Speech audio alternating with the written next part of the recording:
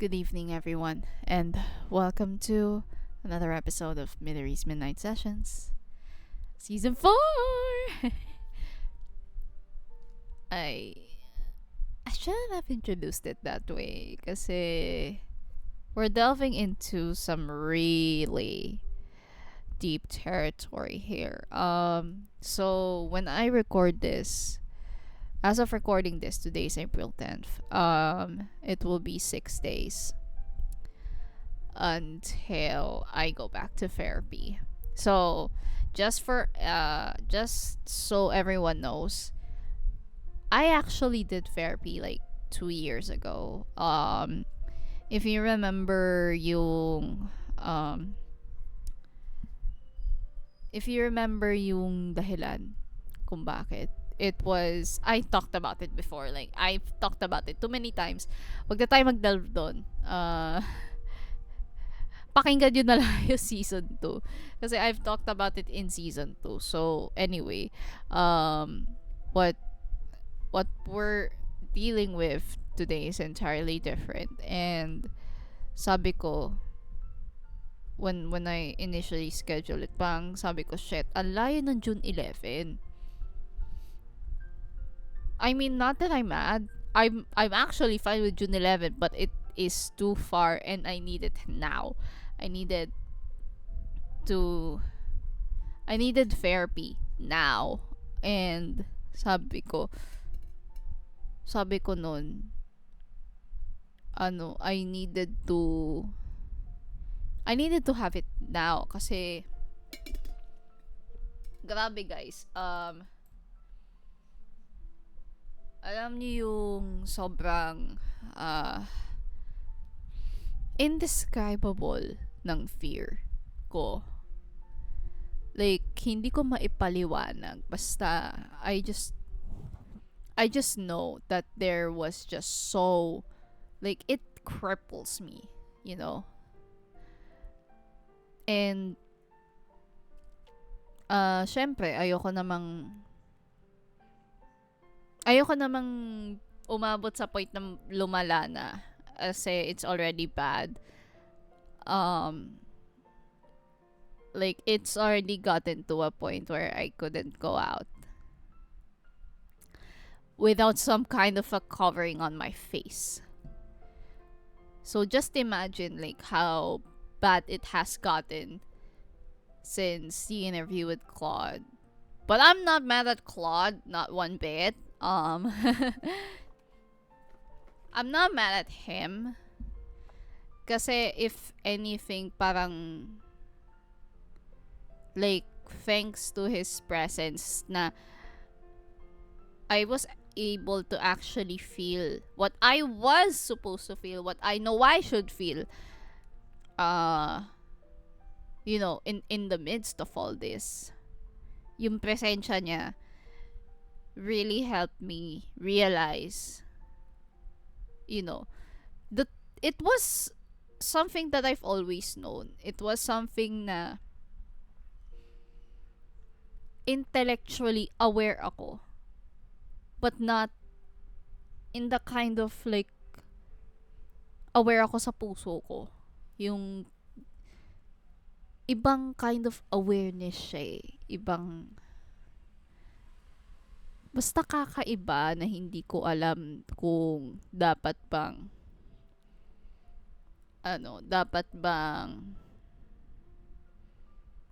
ma-describe. It's really indescribable. It's a different kind of awareness. It's a very, I would say, emotional kind of awareness. Basta hindi mo siya pwedeng i-intellectualize. Kumbaga, hindi siya ganun kadali. Not that I'm mad, or, alam niyo naman, hindi naman ako nalulungkot, 'di ba? Like, hindi naman siya sobrang, alam niyo yun, parang paralyzing, kumbaga. Pero I know what I felt that day. I know it very clearly. It's replaying in my brain like every single day. Pero at the same time, parang like when I replay that in my head,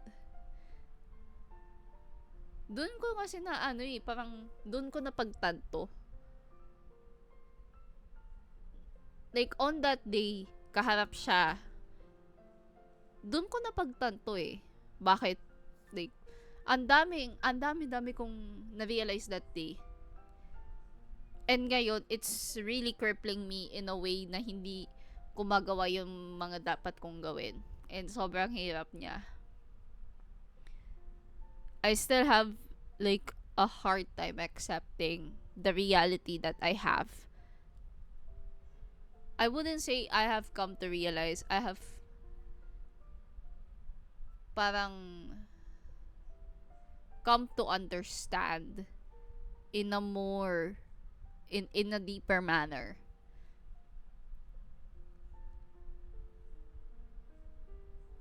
And I think I've pretty much explained it sa kanya. But here's the thing. It's a guy. And I don't know how to feel about that. Like, I'm not mad at him. Like, I've already done sessions with him before. 2 years ago prior to me stopping all of that. Pero kasi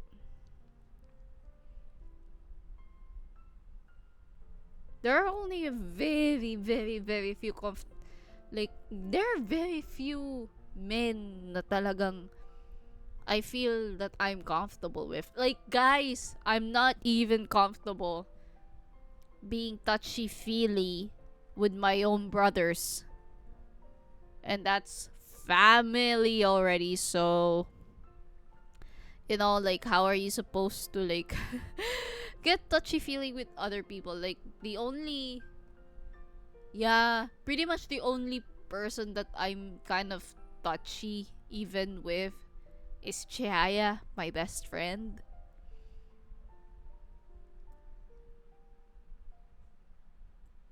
Yeah, it's pretty much it.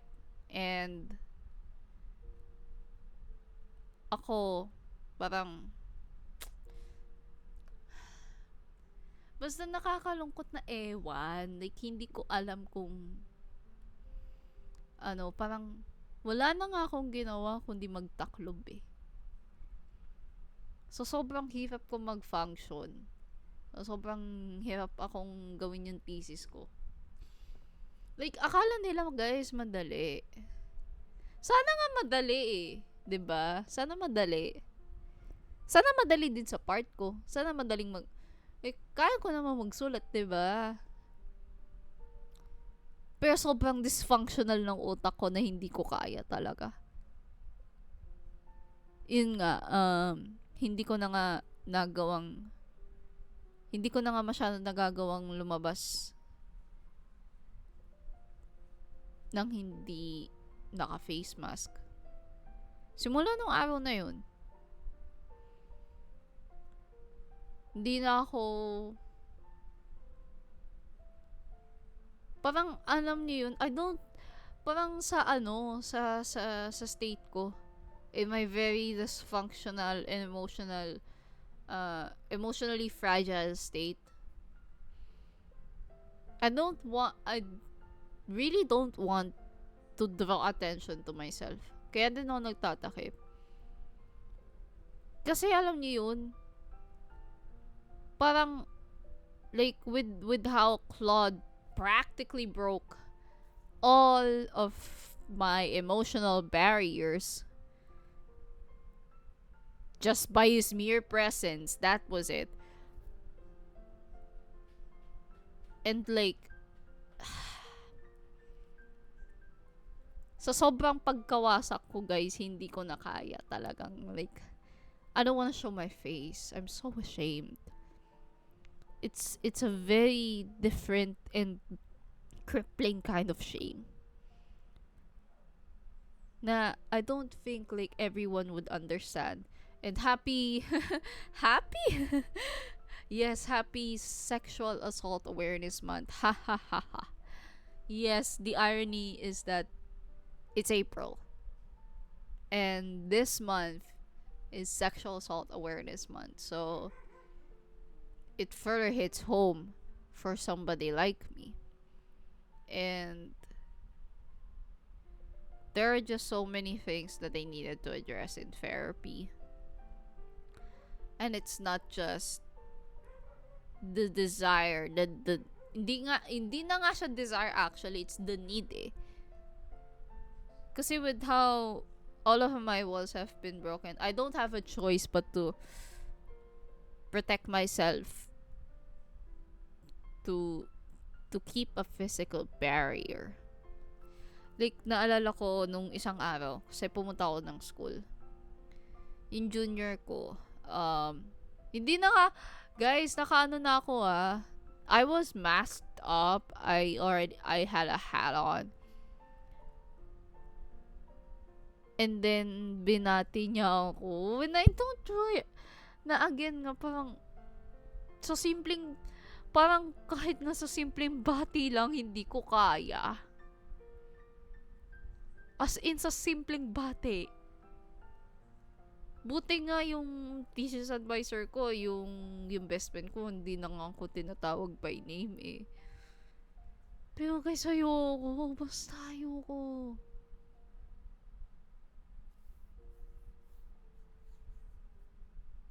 Like, alam niyo yun? So, sobrang takot ko guys. Hindi na ako makapag-ano. I can't even hear my name anymore.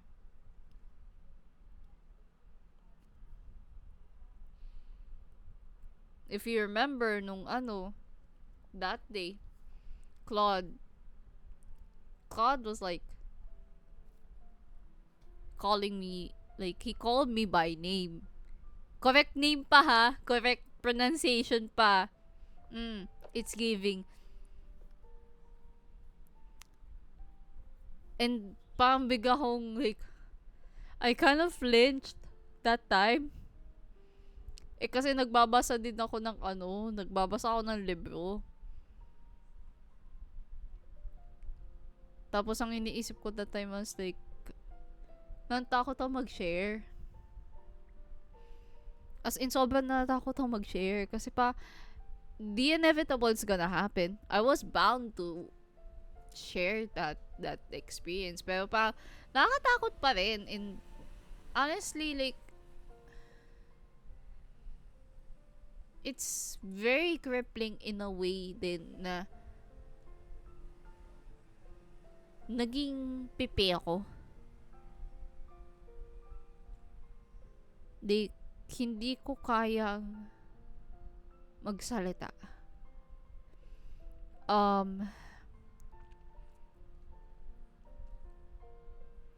When I talked to my thesis advisor last week, you know how I relayed to her na gusto ko siyang kausapin by notes? Kasi hindi ko kaya. Like, hindi ko... Kasi guys, alam niyo yung ko noon. Like, my emotions were just really, really getting the better of me.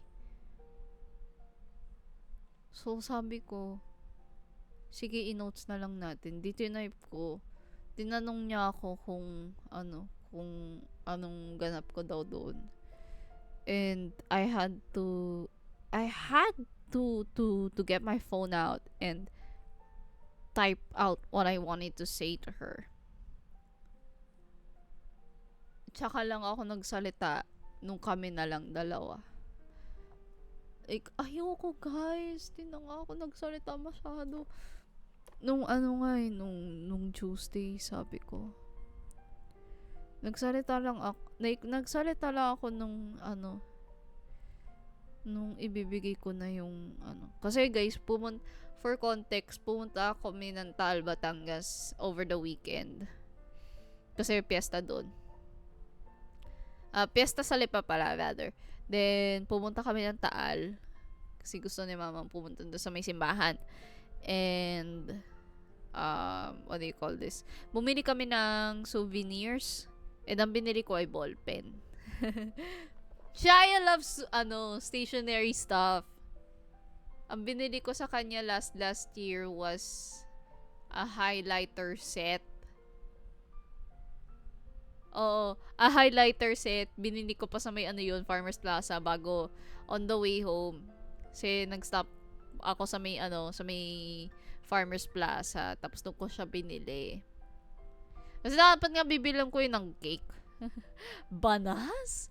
Pero anyway, yun yung parang wala na talaga. Parang sobrang nahihiya ako. Sobrang natakot ako. Naewan ko kung maintindihan ng ibang tao. It's really crippling. It's a crippling kind of fear na basta ang hirap niyang ipaliwanag. Na sana, like, if people understood. Kasi ito na nga yung realization ko. Ang hirap maging biktima. And this is not, like, parang, this is something that I've kind of run away from for a long time. Like, if you remember, I used to tell that story na parang kwento lang. Nangyari siya sa ibang tao. Parang the way that I described it was like a journalist who reported on that story. But the irony nun, that happened to me. That's the irony of that statement. It happened to me. It didn't happen to someone else. It didn't happen to them or to anybody else. It happened to me. 'Di ba? And sobrang, I think ever since then, like, nung kinukwento ko siya to Claude, being in front of like a real journalist,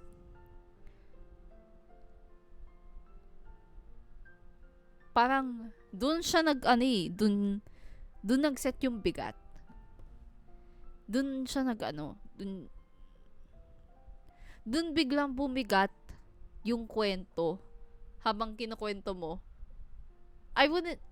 Yes, isa siya sa may idolo ko, pero the fact of the matter is that he is a journalist. You're sitting in front of a journalist and you're telling that story to a journalist. Like, iba yung bigat. Kasi ang sabi din nila, like, popular opinion goes that journalists are supposed to be staying away from becoming the story. But the irony of that is, I kind of am a journalist, pero sa akin din yung kwento. I am the story. Diba? Parang it's strange. Like, siguro, if I was the desk editor, I would be, papagalitan ko sarili ko. Ganyan. Pero kasi yun yung realidad mo. Yun yung kailangan mong maintindihan eh. Na hindi naman siya ganun lang, na hindi naman siya ganun kadaling tanggapin. Kasi yun yung sinasabi ko, na parang kinukwento ko lang siya like any other Tuesday. Minsan nga parang casual bombshell lang siya. Like, it's just a casual bombshell drop eh. There are just like standout times na iba yung na-elicit niyang reaction sa akin. Like, there was a time na umiyak ako. There's that time na nagkaroon ng panic attack. ng 2 beses. And then this. And this is easily the worst reaction I've had from telling that story, period. Kasi ito na yung time na bugsh. The boulder has been thrown on you. I still remember that image nung grade 2. Pauwi na ako. And may binato. May binato sa court. Tapos may yung bata sugatan kasi natamaan siya sa ulo, and like there was just so much blood falling out of his face. It was a guy, if I remember correctly. So much blood, and that's how it feels. Like tapos yung dugo niya natulo dun sa court mismo. Pauwi na ako nun. I was so young back then, but I remember that image very well. It's such a visceral image in my mind. And parang ganun yung pakiramdam na binato ka ng katotohanan, and I'm bleeding so bad na ang hirap maintindihan bakit sa'yo nangyari yun. Parang simula nga noon, hindi ko na kaya maging masaya. Like, I mean, yes, there are times, there are bursts of happiness. Pero like to be genuinely happy, parang hindi. Sobrang I'm trying my best to stay positive, to be as optimistic as I could. But I've also come to a point na nalulungkot ako para sa sarili ko. Na bakit ngayon ko lang na-realize? Bakit ngayon ko lang napagdesisyonan na alam mo yun, humingi talaga ng tulong. Like, I've always been somebody kasi na hyper-independent eh. Hindi ako yung mahilig humingi ng tulong sa ibang tao. Hindi ako yung tipong nanghihingi ng suporta. Pero minsan may mga okasyon na parang, hi, nandito ako. Tap nyo ako for anything that you might need, whatever it is. Pero hindi ka napapansin. So, parang ang estado ko na lang is, sige, yaan ko kayo. Gusto nyo yan. Pero syempre, may sa loob ko na, I'm still here. If any, like, you need help, I'm here. Pwede nyo kong itap. Pero wala namang tatap. There's no one that appreciates whatever it is that you do.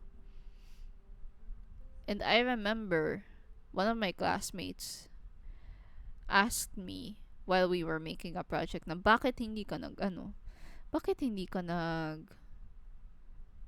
editor, ganyan.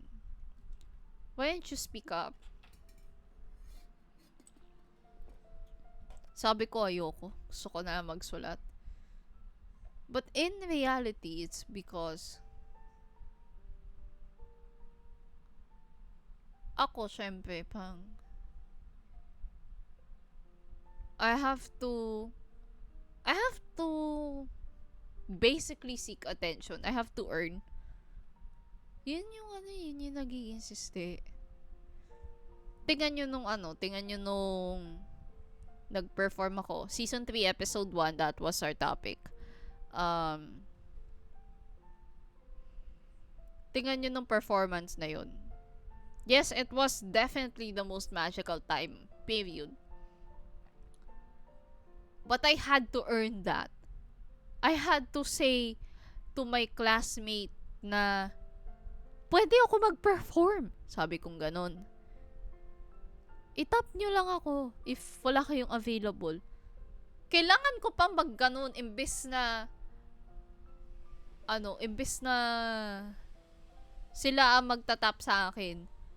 Kailangan i-presenta ko pa yung sarili ko, and now that I need help na parang nahihiya ako mag-reach out kasi sabi nga ni Chaya nun, ikaw naman kasi parang hindi ka naman nag-open up na kailangan mo din ng tulong. You have to open yourself. You have to let us in. Sabi niyang ganun. If I remember it correctly. Pero at the same time,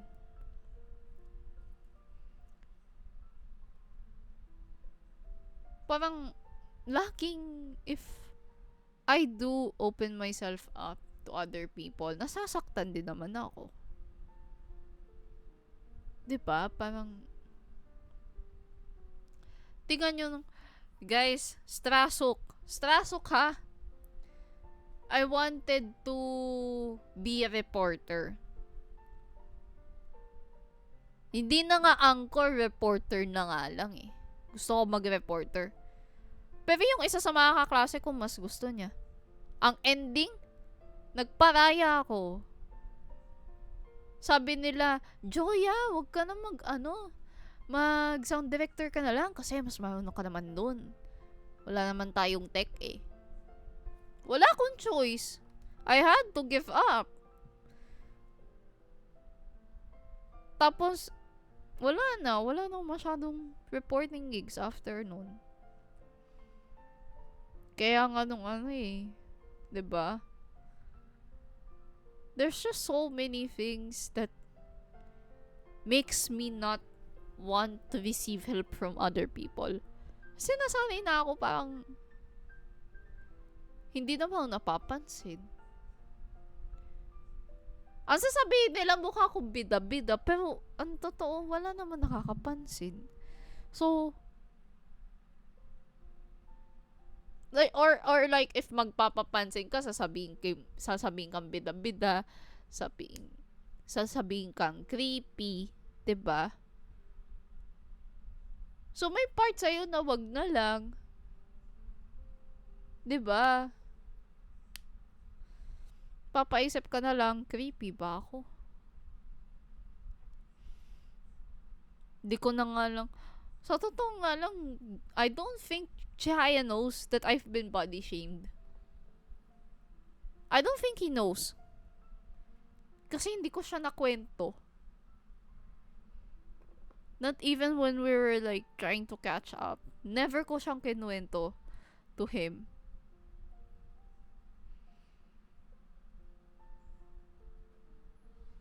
Pero syempre nakakadurog ng puso yun kasi sa katawan mo na nga lang, di na mukhang pang body shame. 'Di ba? Mahal ko naman katawan ko. Hindi ko naman tayo pagpapalit. I'm proud of it. Pero, to somebody whose confidence is already low, parang, it's not affecting her as much as you would like to think.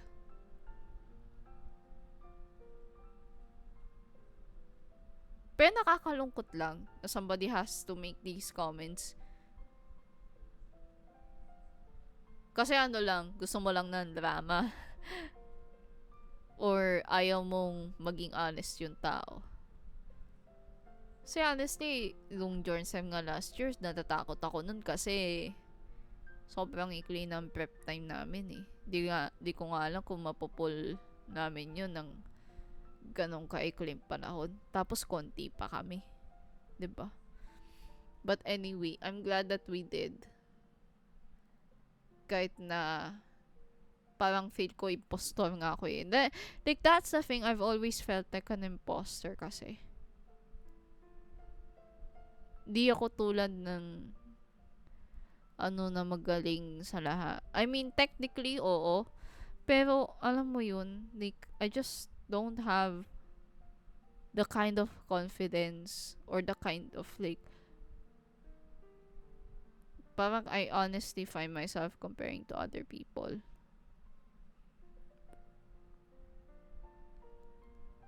Kasi, mas magaling naman sila eh. Ano magagawa ko? Regine nga lang, nung Journalism, 'di ba? Musikeros naman yun, ano laban ko dyan? 'Di ba? Hindi naman ako magaling eh.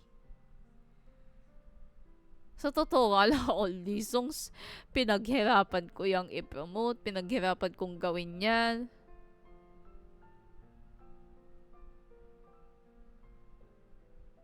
Lahat ng yan pinaghirapan ko. And then comes that interview that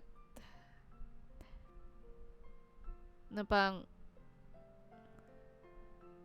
alam niyo yun, yung hiya ko talaga pang sumobra. I felt crippled. I was crippled to the point where I just cowered myself in fear.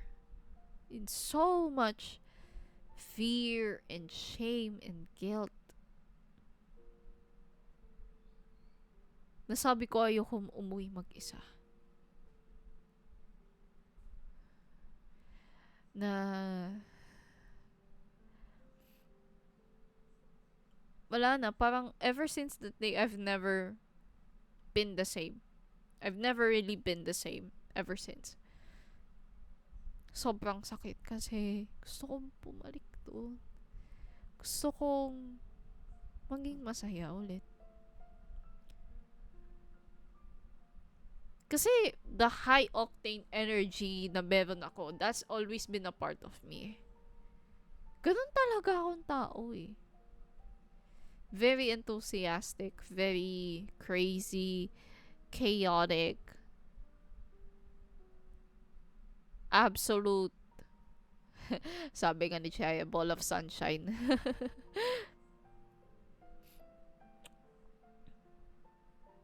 Pero hindi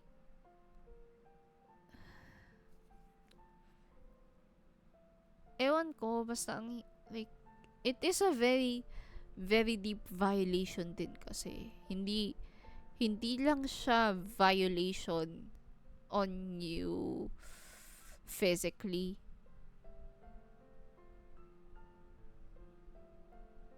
Parang your dignity was stripped away. Your sense of self was stripped away. Yung pagkababae mo has been stripped away. Parang you're trying to piece together what little is left of your sanity. That's just what keeps me going na lang eh. Na hindi alam ng mga tao na sobrang hirap ng pinagdadaanan ko. Kaya nandito pa rin ako. And it's not my choice. None of this is my choice. None of this I practically asked for. I just wanted to understand what was happening. I just didn't know that it could go this bad. And now that I'm gonna go back to therapy in a few days, I don't know what to make of it, really.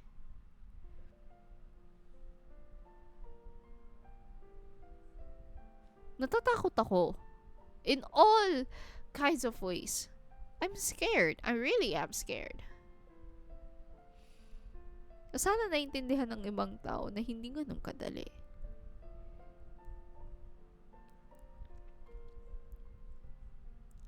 Pero, I really want to see this through the end. I'm not somebody who's gonna cower and just leave in the middle of in the I'm just gonna leave. I'm just not gonna leave it in the middle of the road, you know? It's it's hard pero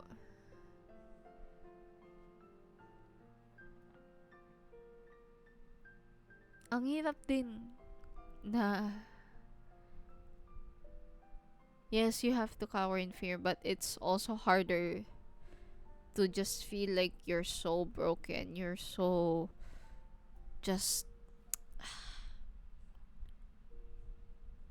parang wala kang kalaban-laban. Ulit, you were already powerless the first time and the whole like recounting the story just makes you even more powerless. And kaya ako napipipi. Hindi naman like hindi naman ganun kadaling mapipi. It is actually quite rare of me to be mute. It is rare. Kasi madadakong tao eh. People know that. Like, people are very much aware of that. Madadakong tao, pero you rarely see me mute. And this is one of these times. And